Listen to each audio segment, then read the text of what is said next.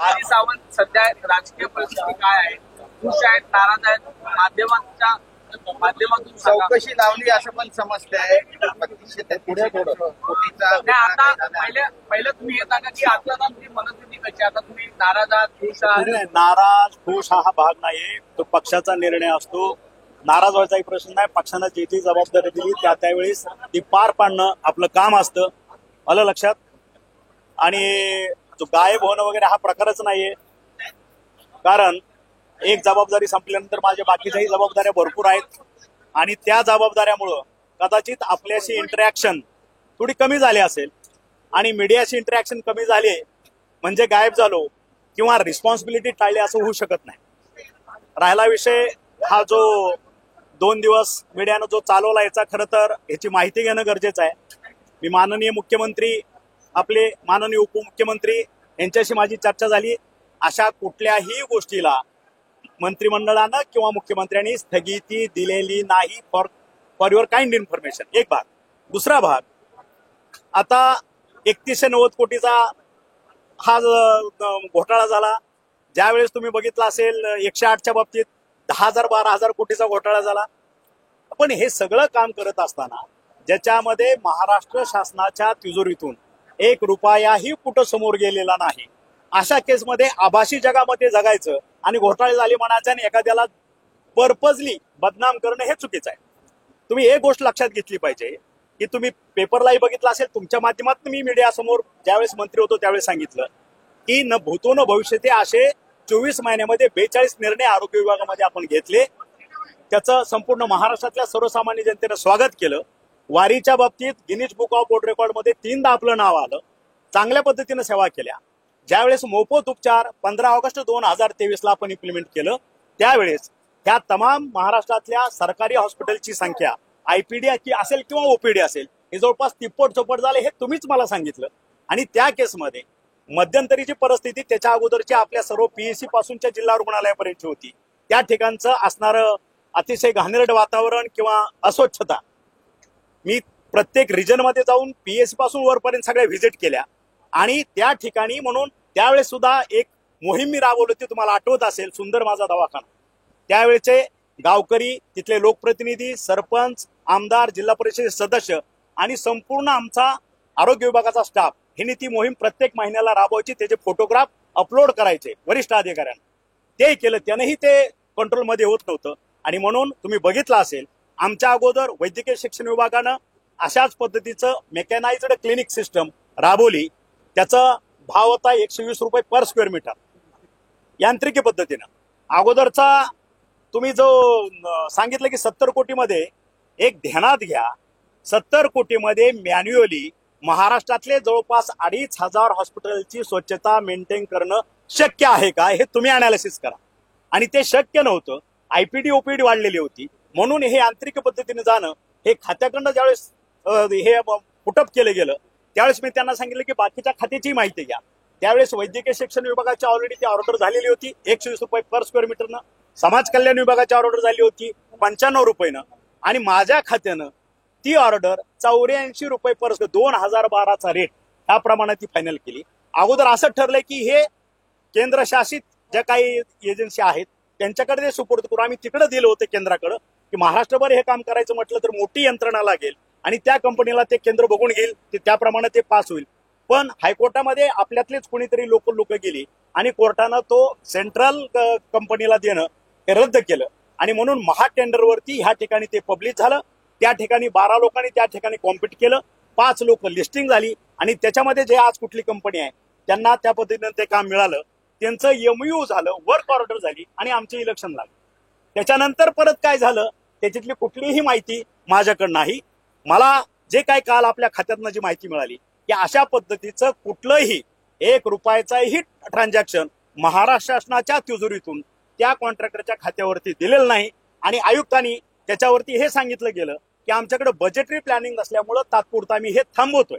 माननीय मुख्यमंत्र्यांनी सांगितलं की ह्याला अशा पद्धतीची कुठलीही स्थगिती दिली नाही, कारण माझ्या हॉस्पिटलमध्ये येणारा हा वर्ग जो आहे तो रोजंदारी करणारा, 200-400 रुपये करून स्वतःचं पोट भरणारा, कारण ज्याला 10,000 रुपये पगार आहे तो सुद्धा आज गव्हर्नमेंट हॉस्पिटलला जात नाही, तो प्रायव्हेट हॉस्पिटलमध्ये जातो.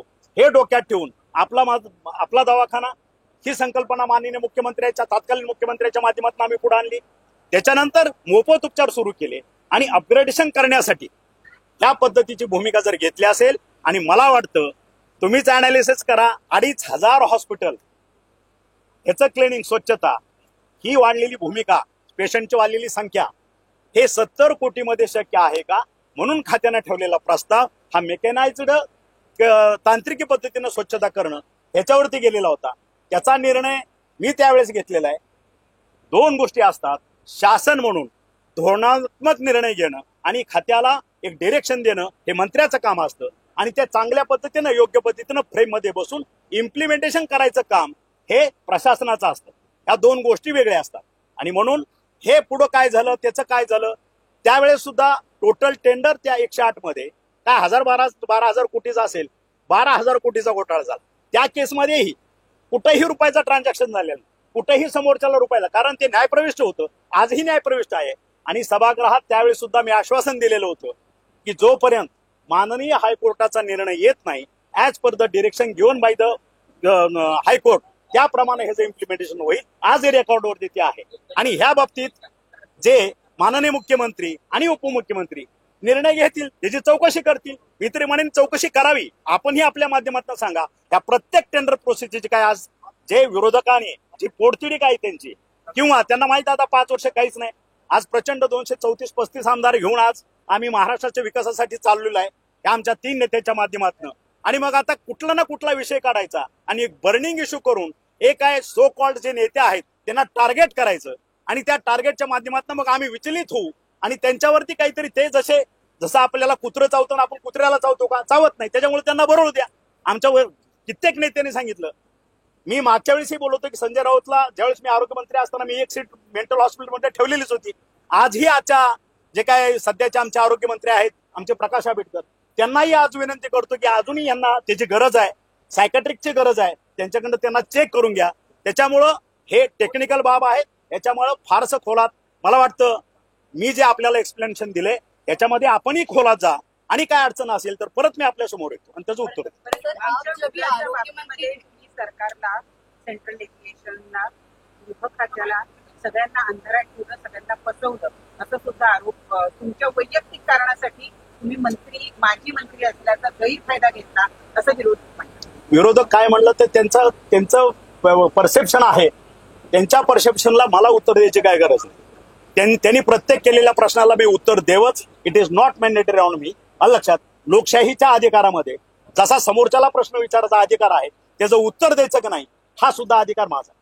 ठीक है, हमें हिंदी में बताइए, आप जब भी आरोग्य मंत्री थे तभी एक मिनिट,